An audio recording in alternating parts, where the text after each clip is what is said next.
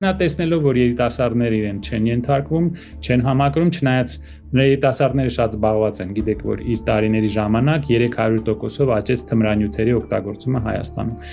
Նրանք զբաղված են, ժամանակ չունեն։ Բայց նա փորձեց էլի այս էժանագին, այս կլոունի ձևով նստել ինչ-որ թմբուկներ նվագել։ Եթե նա բենդ է կազմում, ես իր համար մի քանի առաջարկ ունեմ, նա կարող է մի քանի երգ երգել, օրինակ փորձել, մեկ կոչվում է I am a loser, Լենոնի Մակարտնիի հին երգը, ես loser եմ։ Մյուսը կարելի օրինակ նա կարող է փորձել Շերի, եթե ժամանակը կարողանայի հետ բերեի, if I could turn back time։ Մի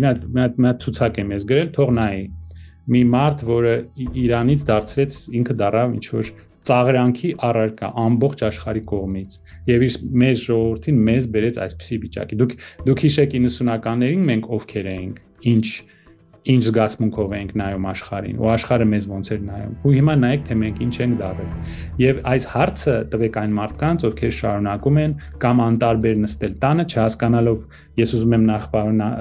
Նահապետյանին, որը ձեր մոտ խոսել էր, ողջունել, շատ գեղեցիկ խոսեց, շատ ճիշտ խոսեց, բացարձակ աջակցում եմ։ Սա լինելու է մեր ազգի սարդարապետը։ Եթե նորից մենք թույլ տանք, որ այս աղանդը էլի կեղծի ընտրությունները եւ այս արևմուտքի իրենց խորհրդատուները եւ իրենց գրանտակերների բանակը էլի մեր ժողովրդի խելքը լվանա, մենք էլի սրան ընտրենք, Հայաստանը մեր ձեռից գնալու է, սկսվելու է մասսայական արտագաղթ Հայաստանից։